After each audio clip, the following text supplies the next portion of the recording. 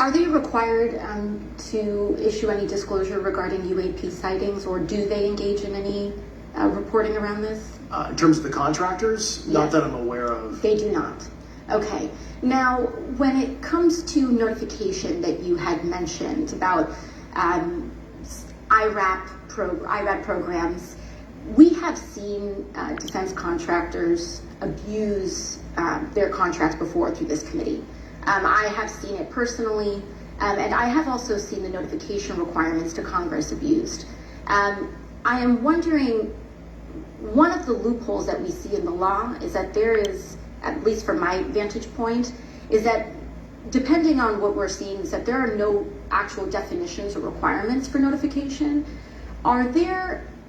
What methods of notification did you observe? Like when they say they notified Congress, how did they do that? Do you have insight into that? For certain IRAD activities, I can only think of ones conventional in nature. Sometimes they flow through certain, SAP programs that have cognizant authority over the Air Force or something, and those are congressionally reported compartments, but IRAD is literally internal to the contractor, so as long as it's money, either profits, private investment, etc., they can do whatever they want. To put a finer point on it, when there's a requirement for any agency or company to notify Congress, do they contact the chairman of a committee? Do they get them on the phone specifically? Is this through an email to hypothetically a dead email box? A lot of it comes through what they call the PPR, Periodic Program Review process. If it's a SAP or Controlled Access Program Equity, and then those go to the specific committees, whether it be the SAS, CASC, SE. Thank you. I apologize. My time is limited. Mr. Graves, one of your main concerns is that the FAA currently does not have an official process to receive reports of UAP from pilots or others, correct? Correct. And in your experience, what data should the Aero program prioritize for potential collection? We have, location, date, time, but are there other specific characteristics that should be included in these reports? Certainly. I think that there's two categories that would be important. One would be kinematics and understanding the specifics of how the vehicle or objects are moving. And the second would be a more zoomed out approach of being able to look at origin and destination before the incident, as well as getting a better contextual understanding of how these objects are interacting with each other. Thank you. Now, because I only have a minute left, I apologize, we only have 5 minutes today, but for the record, if you were me, where would you look? Titles, programs, departments, regions, if you could just name anything. And I put that as an open question to the three of you. I'd be happy to give you that in a closed environment. I can tell you specifically. Thank you. Commander Fraser? I would say, and I've told people, that you have to know where to look. They're not going to divulge it to you because of the classification levels. But if you know where to look and who to talk to, which is exactly where Mr. Grush can point you, then you have them. Okay. Mr. Graves? I was an operator, so I was depending on folks like Mr. Garage to do that homework. Okay. Thank you very much. I yield back to the chair. Mr. Biggs? Thanks, Mr. Chairman. I thank the witnesses for being here today. I'm over here. Thank you so much for being here. Oh, man. I want to get into moving the camera all over specifics here, and the reason I'm going to go this way is because you've talked a bit about what I would call misdirection by official U.S. government with regard to UAPs, right? And so I'm going to get to that in a second. But last week, White House NSC spokesman John Kirby stated that UAPs are having an impact on our training ranges and need to be treated as a legitimate issue. Do you concur with the statements? That's for each of you. Yes. Yes. Yes. Okay. Now, having said that, I'm going to take you to specific instances around the Phoenix Valley, because that's where I live. In '97, we had the famous Phoenix Light case. I don't know if any of you are familiar with that. There were two things that went along with that, and the explanation was military training range off Luke and the Barry Goldwater range. Do you know anything different other than the official explanation of those lights? only what's in the public vernacular about it. That was outside the scope of my duties. And if we wanted to, just my question along with my colleague from New York, Ms. Ocasio-Cortez, if we wanted to find out more about that, where would we go to find the files, and who would we address? And are you telling me we need to go to a SCIF so you can tell us in a SCIF? I could potentially give you a vector on that. That specific case, I'm familiar with it in terms of public, but I give you a vector in a closed environment. Yeah. That would be good, thank you. So if it's true that UAPs are having an impact on training ranges, and this administration considers it to be a legitimate issue, what steps can Congress take to address training range impacts? And I say that having two very large training ranges in my state. And so we'll start with Mr. Graves and go on down the panel. Some of the initial procedures have been implemented, such as within the United States Navy, that have a range failure report that gathers information from pilots. I understand that a service-wide reporting mechanism is still pending. However, that would be a great next step, not only for gathering information, but for showing the troops that it is an acceptable topic and reducing the stigma. Okay, please, all of you continue. Yeah, as a recipient of a lot of those training range reports, sometimes we only get contextual kind of oral reporting. It'd be nice if they attached all sensor data and there's a system in place that can handle multiple classifications of data. And that's an issue with the F-35, right? That jet was never built to be an ISR platform, and it's a pain in the, we'll say, butt to get that data off. So, Great. Thank you. Yeah, I would agree with the previous two being a user of those training ranges.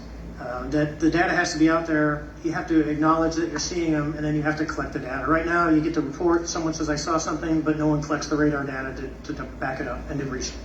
Okay. Do you believe that the 2019 classification guidelines for UAPs interferes with the federal government's ability to be transparent with the American people? And do you think we need to be more transparent with the American people? All of you, yeah. I'll say yes to that. Yeah, I'm familiar with the UAP Task Force 2019 Security Classification Guide. I think it's fair. I did actually help author that with the. You got a bias that yeah, way. But I will say, I'll call it a lazy attitude about declassifying videos. I mean, I've seen some of the videos of the recent shoot down, and I saw no reason that couldn't have been released as long as they mask some data. The American people deserve to see that imagery in full motion video. I would think, well, in my opinion, I will say things are overclassified. I know for a fact the video or the pictures that came out in the 2020 report that had the stuff off the East Coast, they were taken with an iPhone off the East Coast. A buddy of mine was one of the senior people there, and he said they were originally classified to TSSCI. And my question to him was, what's TSSCI about these? They're an iPhone Right. literally off the vacates. That's not TSSCI. So they're overclassified, and as soon as they do that, they go in a vault, and then you all have to look for them. Yeah, so with the overclassification, that may be one way. Are there other ways that the DoD or intelligence agencies are keeping this information from the American people or even from Congress? I think part of that has been not encouraging reporting. If the problem is not something that can be measured, it's not something that's going to be fixed. Okay. Very good. Well, I'm out of time, and I thank you, Mr. Chairman, and I yield back. First of all, without objection, Representative Nick Langworthy of New York has waived on the subcommittee for purpose of questioning witnesses at today's subcommittee hearing. And then we go to Mr. Burleson. Thank you, Mr. Chairman. Appreciate you guys coming out today, testifying. Look, I've been here for 6 months, and I'm pretty skeptical. I don't trust anything in this town, and so I think that's because I'm from Missouri. You've got to show me, right? With that being said, there's been a lot of things that have been said in the public, Mr. Grush, and so I want to get down to, if we can, some specifics, right? So at one point you had said that there has been harmful activity or aggressive activity. Has any of the activity been aggressive, been hostile in your reports? I know of multiple colleagues of mine that got physically injured, and the activity. By UAPs or by people within the federal government? Both. Okay, so there has been activity by by alien or non-human technology and or beings that has caused harm to humans? I can't get into the specifics in an open environment, but at least the activity that I Of course it can't. personally witnessed, not to be very careful here, because they tell you never to acknowledge tradecraft, right? So when I personally witnessed myself and my wife, it was very disturbing. Okay. One of my constituents actually sent this next question, and I figured I'd ask it since I had the same thought. You've said that the U.S. has intact spacecraft.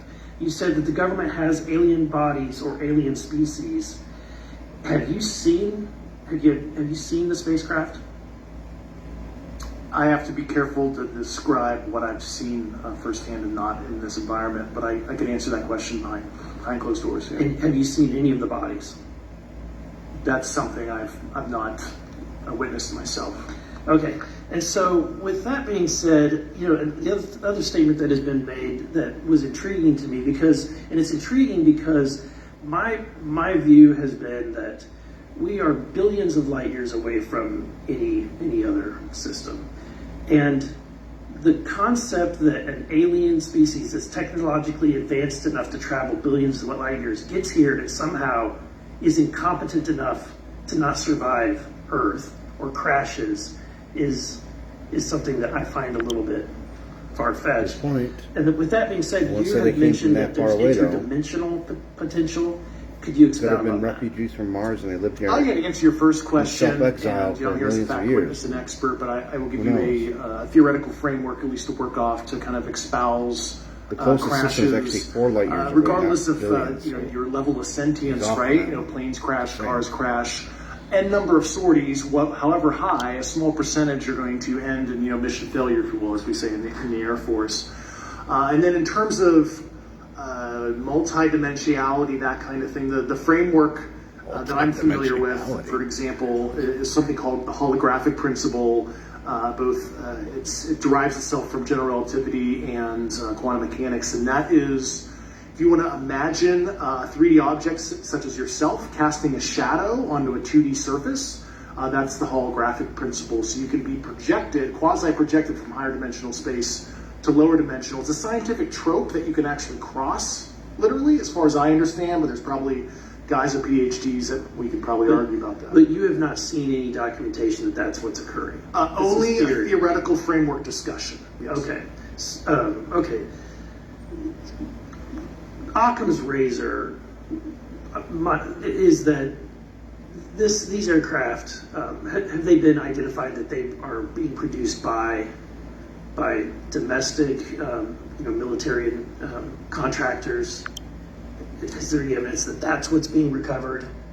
Not to my knowledge, plus the recoveries predate a lot of our advanced programs that I previously am witting of. So, would it be safe to say that there could be a scenario today where you have an aircraft that crashes and because it's been involved in one program from one federal agency, and but the agency that retrieves it is not aware of that program, and to them it appears alien in origin? I mean, that's a hypothetical situation. I'm not aware of any historical situation that would match that you described. So You're not aware, it has not happened that you're aware of? that I'm aware of. Thank you, Mr. Chairman. I yield back.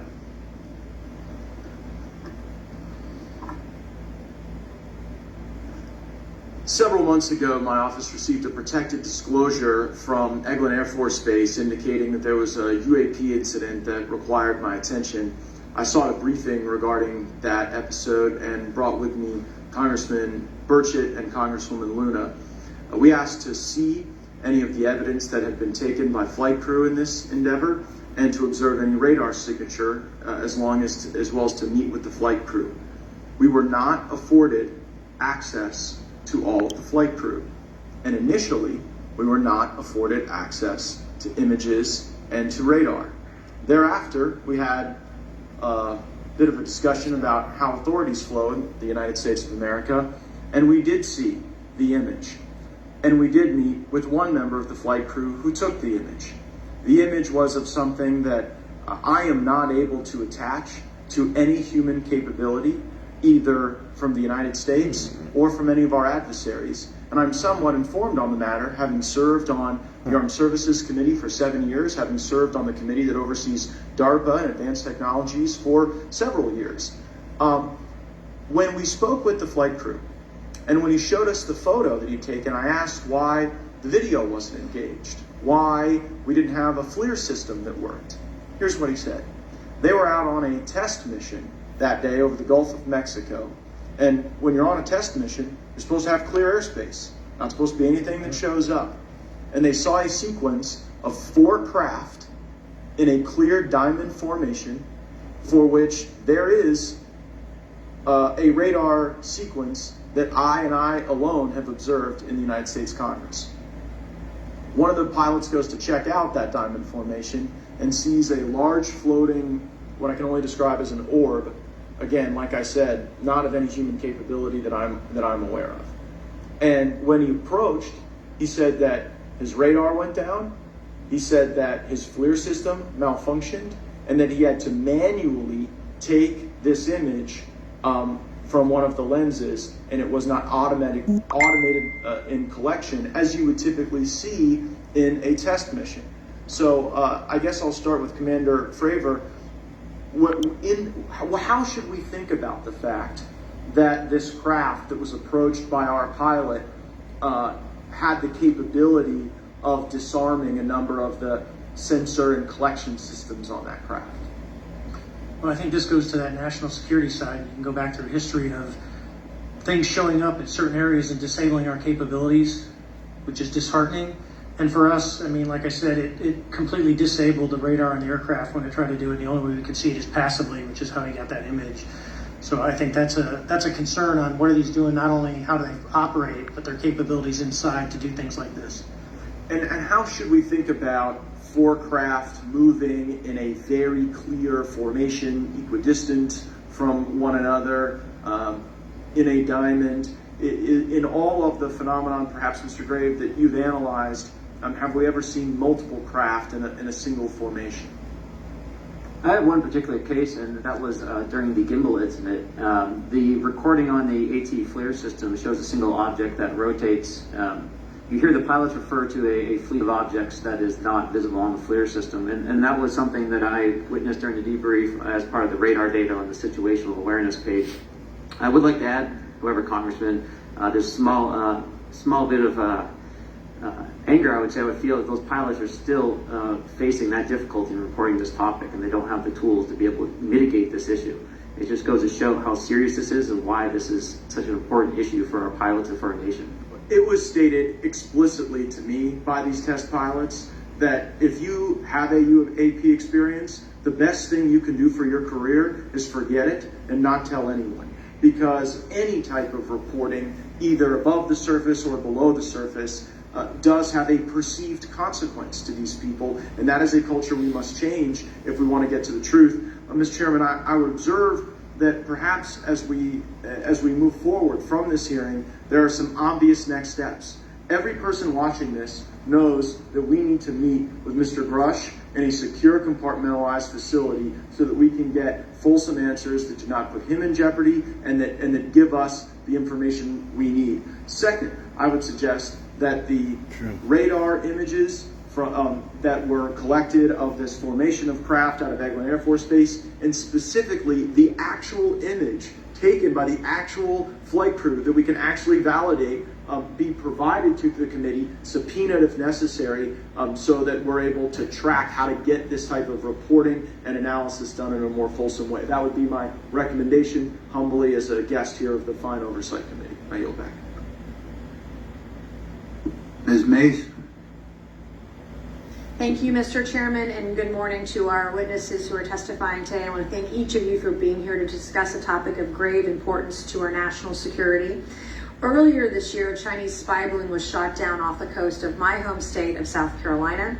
Since the Roswell incident in 1947, many Americans have wondered about the dangers of unknown objects crisscrossing our skies. Whether these are UAPs or weather phenomena, advanced technology from American allied or enemy forces, or something more, out of this world. So my first question, I have several questions, and if we can just be quick on these first two, I'm going to ask each of you the same question, and then I'll get to each of you individually. The first one, when you reported your experiences with a UAP, did any of you face any repercussions with your superiors, yes or no? No. No. I've actually never seen anything personally, believe it or not. So. All right. And then do you believe there's an active disinformation campaign within our government to deny existence of UAPs, yes or no? I don't have an answer to that. As previously stated publicly, yes.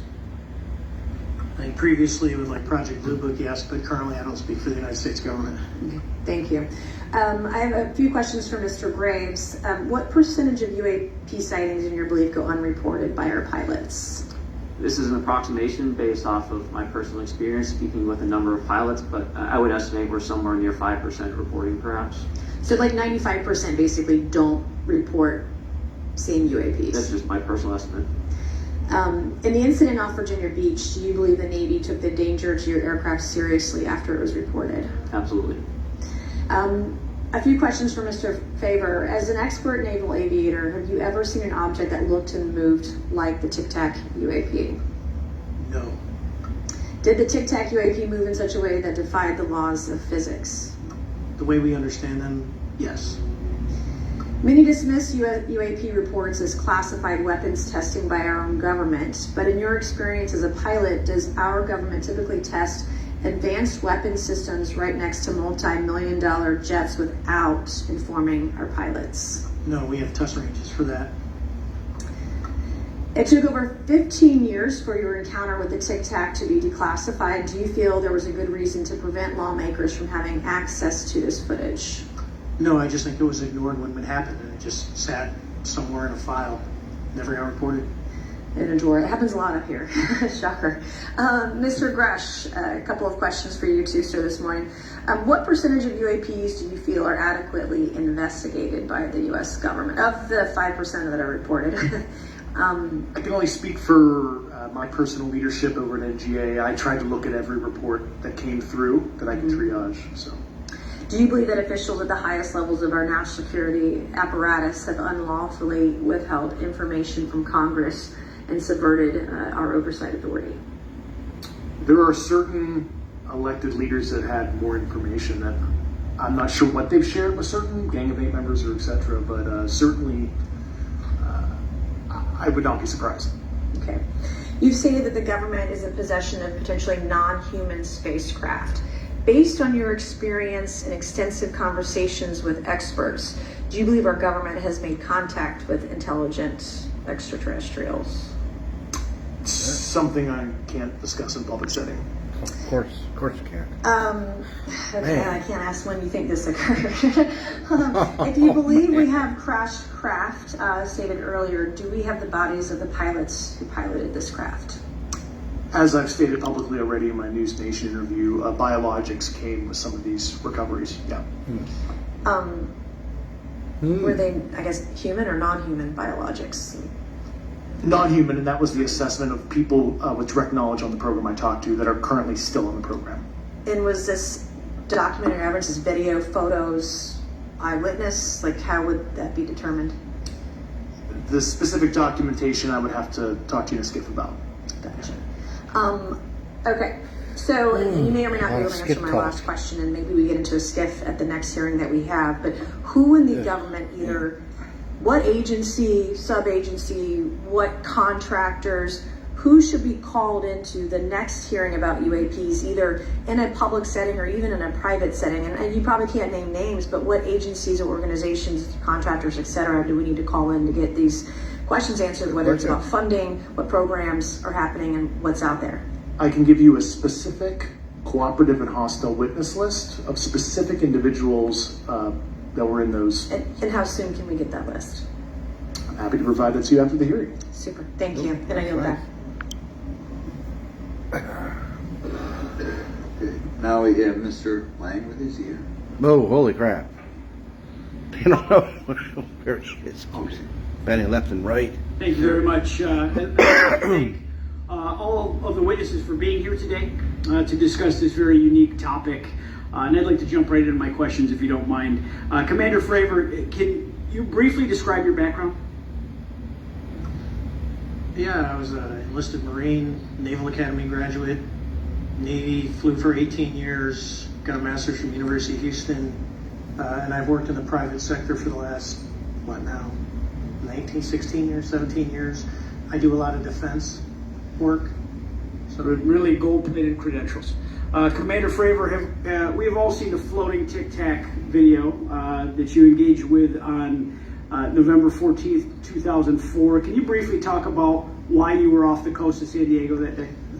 Yeah, we were at a workup with all the battle groups, so we integrate the ships with the carrier, the air wing with the carrier, and we start working. So we were doing an air-to-air defense to hone not only our skills, but those of USS Princeton when they had been tracking them for 2 weeks. The problem was that there was never manned aircraft airborne when they were tracking them. Indoors. And this was the first day, and unfortunately, we were the ones airborne and went and saw it.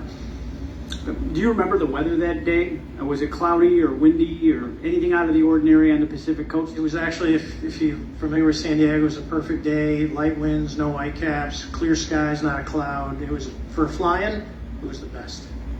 Now, is it true that you saw, in your words, a 40-foot flying Tic Tac shaped object? That's correct. Or for some people, Tic Tac. No, what a Tic Tac is, it's a giant flying propane tank. Fair enough. Did this object come up on radar or interfere with your radar? Propane and or the propane USS Princeton? accessories. The Princeton tracked what? it, the Nimitz tracked it, the E2 tracked it. We never saw it on our radars. Our fire control radars never picked it up. The other airplane that took the video did get it on our radar. As soon as it tried to lock it jammed the radar, spit the lock, and he rapidly switched over to the targeting pod, which he can do in the F-18. From what you saw that day and what you've seen on video, did you see any source of propulsion from the flying object, including on any potential thermal scans from your aircraft? No, there's none. There's no IR plume coming out. And Chad, who took the video, went through all the EO, which is black and white TV, and the IR modes, and there's no visible signs of propulsion. It's just sitting in space at 20,000 feet. In your career, have you ever seen a propulsion system that creates no thermal exhaust? No. Nope. Can you describe how the aircraft maneuvered? Abruptly, very determinate. It knew exactly what it was doing. It was aware of our presence, and it had acceleration rates. I mean, it went from 0 to matching our speed in no time at all. Now, if the fastest plane on Earth was trying to do these maneuvers that you saw, would it be capable of doing that? No, not even close. And just to confirm, this object had no wings, correct? No wings. Now, was the aircraft that you were flying, was it armed? No, never felt threatened at all.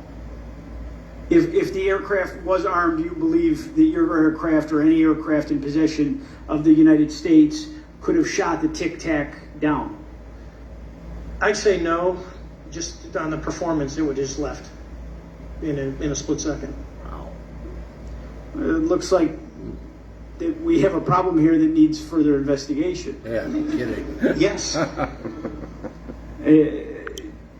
In your belief, is this Now her laughter makes sense. this flying Tic Tac? I mean, is it capable of being the product of any other nation on the Earth? No, like I said earlier, I think it defies current material science and the ability to develop that much propulsion. And I know there's been some physicists and calculations, which is beyond anything that we have.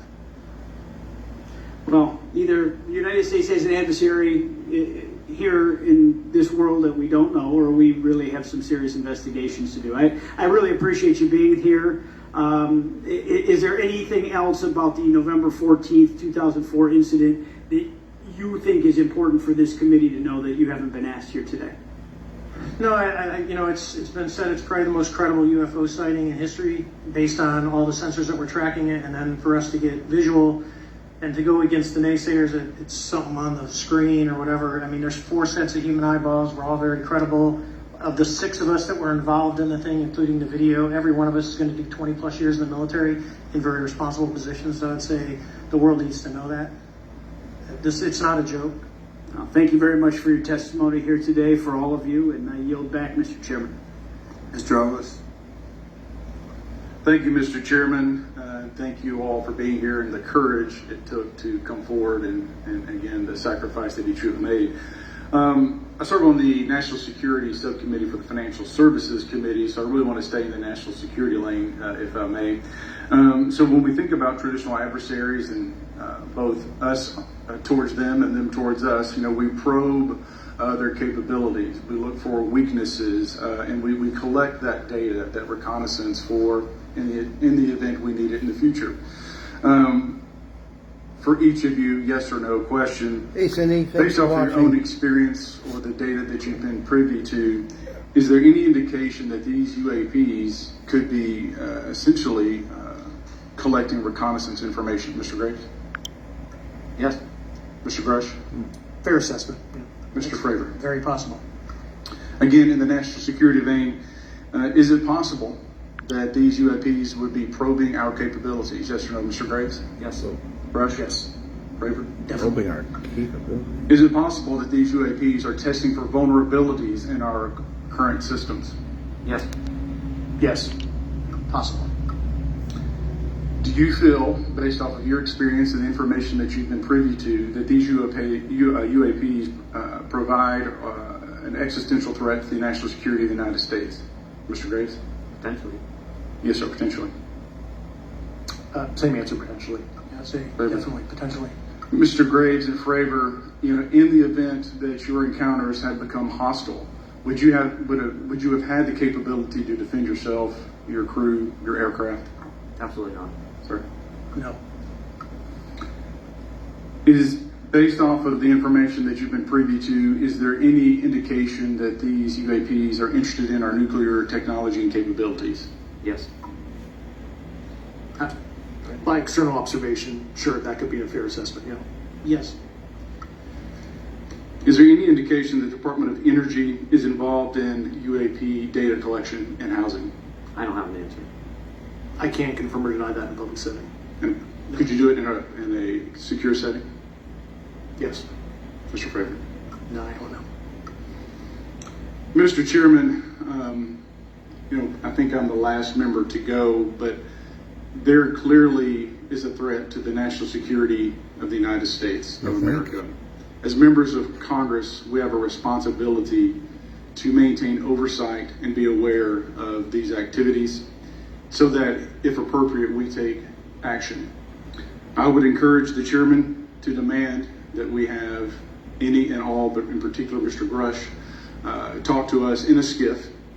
And if that access is denied, I will personally volunteer to initiate the Holman Rule against any personnel or any program or any agency that denies access to Congress. Mr. Chairman, with that, I will yield the remainder of my time to my fellow colleague from Tennessee, Mr. Burchett. Thank you, Mr. Chairman. Thank you, Mr. Ogles, for the great questions, brother. Mr. Grush, I might have asked this before, but I want to make sure. Do you have any personal knowledge of someone who's possibly been injured working on legacy UAP reverse engineering? Yes. Okay. How were they injured? Is it something like a radioactive type situation or something we didn't understand? I've heard people talk about Havana syndrome type incidences. What was your recollection of that? I can't get into specifics, but you could imagine assessing an unknown unknown. There's a lot of potentialities you can't fully prepare for. How do you think we ought to handle UAP whistleblower complaints like yours in the future? Yeah, there was some issue with mine. So, PPD 19 process, it goes to the Intel committees, either through PPD 19 or ICD 120. There's not a good way for the Intelligence Community Inspector General to provide that to other committees. And I asked my information to be sent to the House and Senate Armed Services Committee because there are Title X equities at play, but there was no smooth process to do so. Yeah. That's a trash can. Are you aware of any individuals that are participating in reverse engineering programs for non-terrestrial craft? Personally, yes. Do you know any that would be willing to testify if there were protections for them?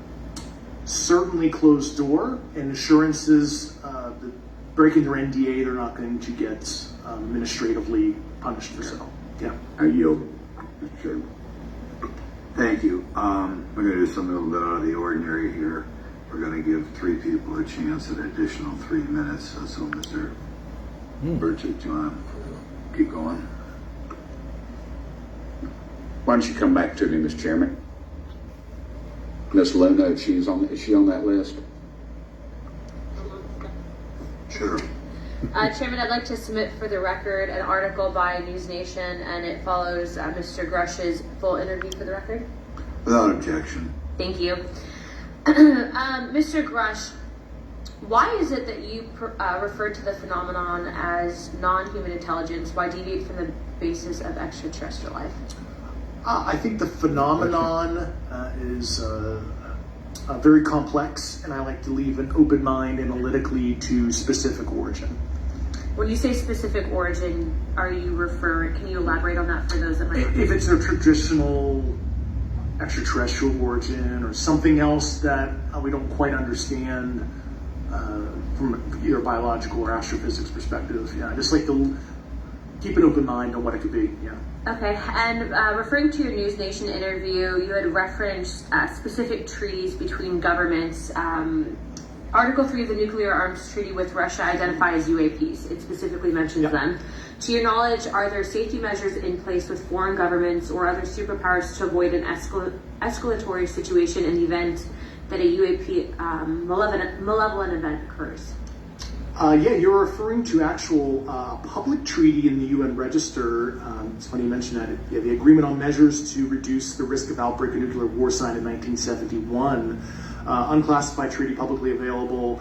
And if you cite the George Washington University National Security Archives, you will find the declassified in 2013 specific provisions in the specific red line flash message traffic with the specific codes pursuant to Article 3 and Article, also Situation 2, which is in the previously classified NSA archive. What I would recommend, and I tried to get access, but I got a wall of silence at the White House, was those specific incidents when those message traffic was used. I think some scholarship on that would open the door to a further investigation using those publicly available information. Thank you. And then my last question with 51 seconds remaining. You mentioned white-collar crimes potentially being taking place in regards to a cover-up. Can you please elaborate? I have concerns based on the interviews I conducted under my official duties of potential violations of the Federal Acquisition Regulations, the FAR. Thank you very much. Chairman, I yield the remainder of my time. Okay, we'll go to Mr. Raskin for 3 minutes. Thanks, Mr. Chair, and I thank the witnesses for their endurance and service today. Mr. Fravor, you've described your episode in detail now, and you call it the most credible UFO sighting in history. But I wonder, was this the first time that you encountered a UFO or a UAP in 2004? Yes. And what was your general attitude or perspective on the UFO discussion before that happened? I never felt that we were alone with all the planets out there, but I wasn't a UFO person. I wasn't watching History Channel and MUFON and all that. And have you had experiences or encounters since that happened? No. And so, have you formed any general conclusions about what you think you experienced then? Yes, I think what we experienced was, like I said, well beyond the material science and the capabilities that we had at the time, that we have currently, or that we're going to have in the next 10 to 20 years. Very good. Mr. Grush, you've been able to answer in great detail on certain questions, and then other things you say you're not able to respond to. Can you just explain where you're drawing the line? What's the basis for that? Yeah, based on my DOPSR security review and what they've determined that is unclassified. I see. So you're answering any questions that just call upon your knowledge of unclassified questions, but anything that relates to classified matters you're not commenting on in this context? In an open session, but happy to participate in a closed session at the right level, yeah. Okay. And Mr. Graves, you said that there are dozens of fellow pilots, military pilots, are there also commercial pilots who've encountered the same kind of sightings that you described before? They are similar. Commercial pilots have less range and less sensors to be able to reach out and look for objects over wide swaths of airspace. And so pilots are seeing them, commercial pilots are seeing them. They're typically closer, and the range of what they're seeing is pretty large. Well, what is the most vivid, concrete sighting with the naked eye of the objects that you described before, the cube-like objects?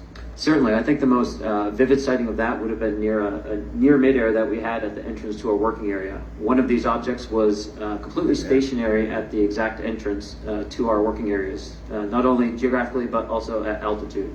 So it was right where all the jets are going, essentially on the eastern seaboard. The two aircraft flew within about 50 feet of the object, and that was a very close visual sighting.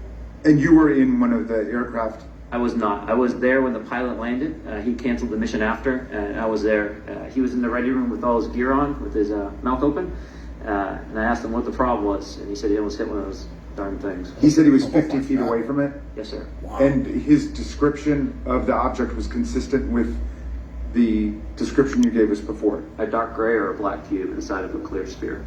Inside of a clear sphere? Yes. And with no self-evident propulsion system? No wings, no IR energy coming off of the vehicle, nothing tethering it to the ground. And that was primarily what we were experiencing out there. I'm over time. Thank you very much for your service, and I yield back to you. Very good. Mr. Burchett? Thank you, Mr. Chairman. It's cool This is if for it's all real. three of y'all. Starting with Mr. Grace. Why did you come forward on this issue? No idea why it wouldn't be. I came forward because I felt that my colleagues did not have a way to mitigate the safety threat, and I wanted to help them.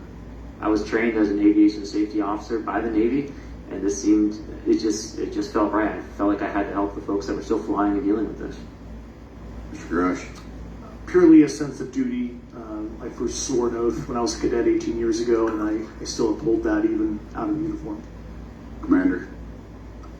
I was pestered by a friend, and I asked why, and he said, "You're the one person that they can't discredit, and you'll add credibility to the New York Times article." And so after about 6 times, I said, "Okay."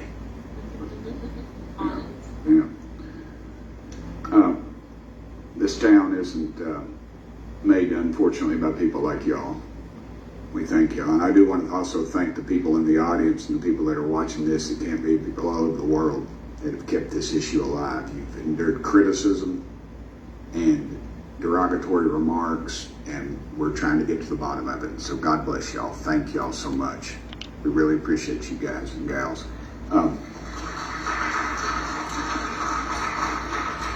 That's why we need term limits. Y'all keep clapping, us politicians just keep talking. So let me ask y'all, how can the public contribute to UAP reporting, and what avenues you think are available to the public to report these sightings? Well, right now, I don't think there is a lot of public options for every man to be able to report on this. I think even for professionals that have sensor data that are seeing these on a regular basis, they're still hesitant to come forward. And so for the general public, I think encouraging the conversations that we're having today, looking for technology solutions that can be distributed so that objective data can be gathered is the first place to go. Mr. Grush? I'll just touch on the whistleblower side of it. I do encourage current and former military, intelligence community, and industry contractors to come forward in a legal way, either through the IC or DoD or whatever the cognizant IGs are, to lead, join me in this discussion. Commander, and I guess I should say this for the record. My daddy was United States Marine Corps, 1st Marine Division, so. Hoorah. Yes, sir. He was old school, him and Chesty Puller on Peleliu, so thank you, brother. Wow. Yes, sir. I'm not anything like my daddy. He was incredible. I'm very mediocre, to say the least, but go ahead. You seem to be doing fine. Yeah. For me, I was an accident investigator, so the biggest thing you learn, and I think that witnesses need to do is, one, don't try and make the fish bigger than it was. Stick to the facts, write it down, and don't speculate what you think it is because it will sway your decision. Just write the facts down, we can get all the facts together, and we can start to investigate and get a real honest story instead of, it was this big. Thank you all, and I want to thank everybody. We made history today. Mr. Chairman, I yield. That's pretty good. Thank you much, Mr. Garcia. one of the more interesting I things think of I this know now we're going to be decade. making some closing remarks, and so I just wanted to say a few things. First, to our witnesses, I want to thank all of you for being here with us today. I know that it takes a lot of courage. You are telling really important information to this committee, and I just want to thank you also for all three of you, your service to our country. I also want to just note that today's hearing was both important but also serious, and I want to thank our subcommittee chairman, Mr. Grothman, I think for running a very fair and substantive hearing. I do want to thank the committee staff on both sides for the amount of work that it took to put this hearing in place, and certainly to all the members that have been involved in this issue prior to the hearing.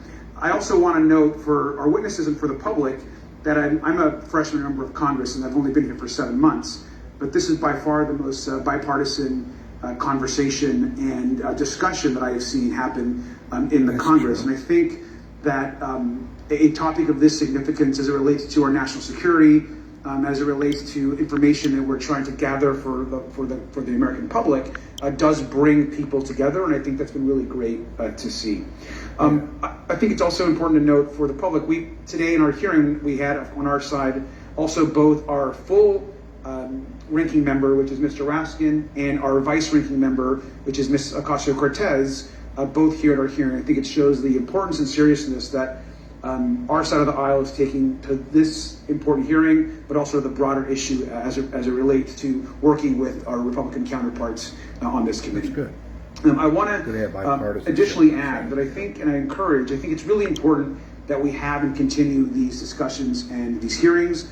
Clearly, there's a lot of information that we don't know, but it's also very clear that we have to continue our investigation and accountability on asking the right questions and ensuring that they're part of the public record.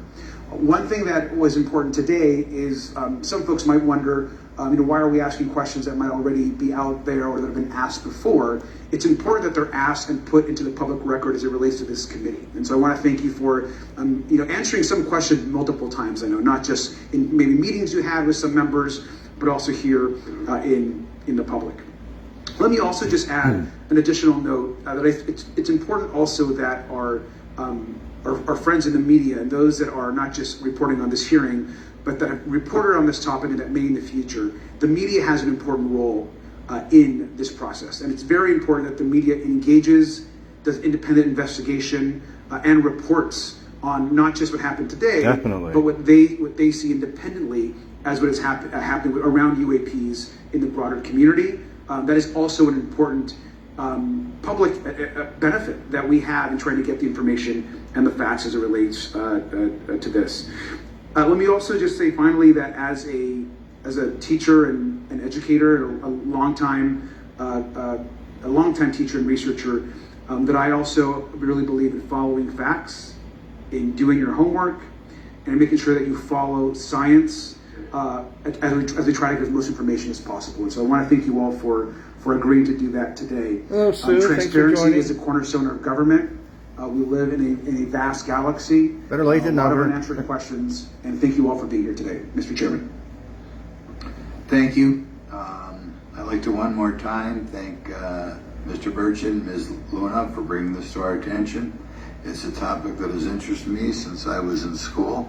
It was a very illuminating hearing. Obviously, I think several of us are going to look forward to getting some answers in a more confidential setting.